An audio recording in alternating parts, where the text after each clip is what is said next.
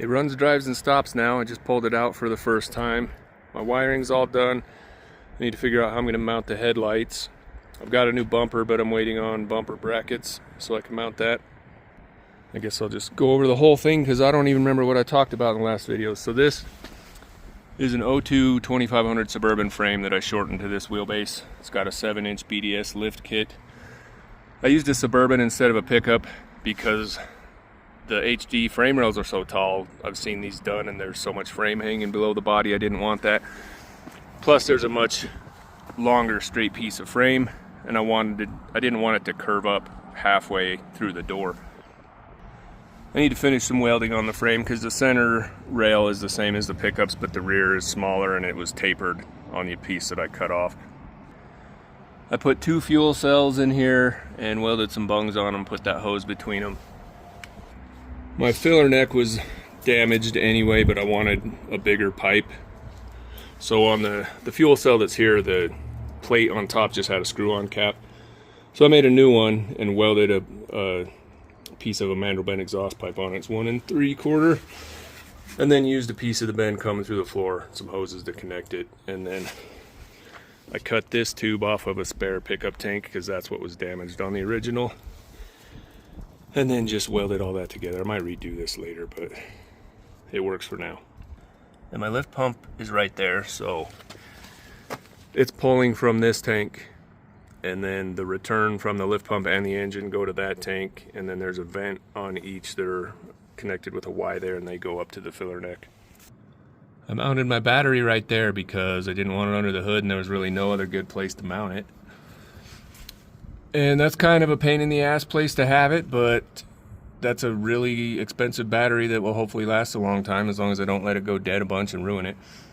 So if I gotta get up under there every 6 or 7 years, that's really not a big deal. I just coiled up the fast harness there for now. It's connected to the battery, the relay and fuse are here, and then I've got it running to a relay in the fuse box under the hood. So on the ground cable I put a battery disconnect here, and then the power cable comes along the frame to the starter, and then I've got a smaller one coming to this stud here, and then 2 other ones that go to the alternator and the fuse box. I wanted as much as possible off the engine, so I mounted all the control units here. The TCM is in the fender. I redid the whole harness, and I kind of forgot some of it as I was going along, so it ended up being bundled in more than one loom, so I might re-loom this when I take it apart for paint. And I wasn't going to use a 5-position switch, so I didn't include that in the harness. But then the ECM that I had that wasn't locked, I've got a couple more that were locked with stock tunes on them. The one that wasn't locked that I was able to program with EFI Live had a 5-position tune on it, so I plugged this switch in. This tilt column came out of a motorhome I parted out, and it's got cruise control switches, so I wired up the cruise control. Got some joints in a shaft to make a steering shaft. I made a bracket to make a stock shift cable work, and then I had to make one on the other end and flip the shift lever over. I'm going to redo these power steering hoses to be a little more out of the way because I want to actually see and have access to the valve covers, because I want everything nice under this engine bay. I want the valve covers to be powder coated, plus if I ever want to do injectors I don't have to remove anything to get to them. And then this is how I wanted the upper radiator pipe and the intercooler piping. So I welded a barb fitting in this housing, made this pipe, took the bung out of the original pipe and welded it in the end here for the turbo thermostat, and then drilled out this hole for a fan switch. And then I made these 2 intercooler pipes to be kind of symmetrical, and I want them polished like that. I'll probably see if somebody can make me 1-piece pipes so they're not welded. And I want the intake pipe under this one. This boot was too short to get anything more than a 3.5-inch pipe in here, which this is 3.5, or close enough. This coupler's 3.5 and it fit over that. And then this wouldn't fit the stock lid. The only cone filter I had laying around was almost 6 inches, so I 3D printed this to put the MAF in.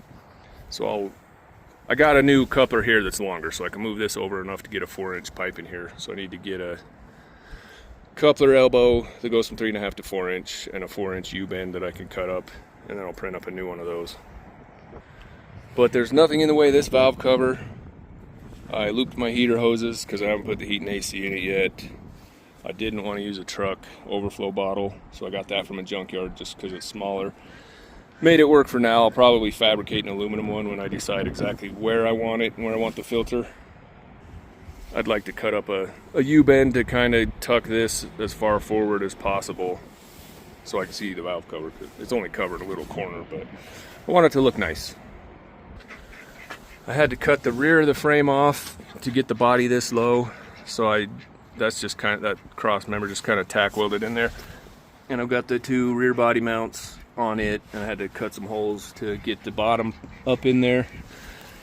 I made this cross member. I was trying to figure out how to do body mounts so it wouldn't look stupid, not that you can really see them, but this not only worked to hit both of those body mounts, but to be it was at the right height to strap the front fuel cell to the bottom of it. So I made a bracket and a strap, and then on that one where the original tank strap goes, I welded a piece under that tube and then made a strap for that side. Shut up, rooster. And I had a drive shaft shortened. I need to correct the pinion angle. I cut up an exhaust I had laying around, just temporary. I'll put a new exhaust on it later. That's an aftermarket pedal. I pushed the pin out of a newer brake pedal and drilled out the hole and put it in there, and then extended the rod off the Hydro Boost. And for now I put the 4-wheel drive switches right there with the OBD2 port. If I like it there, I'm going to make a different bracket because I don't want the 4-wheel drive switches visible. So I got these two momentary buttons and wired them in parallel on the back side of the circuit board. This is never going off-road. It's never going to see snow. It'll pretty much be in 2-wheel drive all the time. I will only ever use 4-high for a 4-wheel drive launch. But with the stock buttons under there, I can still use 4-low or put it in neutral if I need to. I only made a front brake line for now. I didn't want to try to run a rear one under the body. I got to pull it off to paint the frame anyway, and I'll make new brake lines.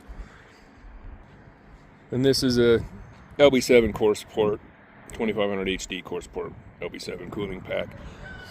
Sitting on the front Suburban mounts, the HD ones would be 2 inches taller, so that made the lower radiator hose kind of difficult. I had to extend that because it's the whole radiator and intercooler are lower than they would be.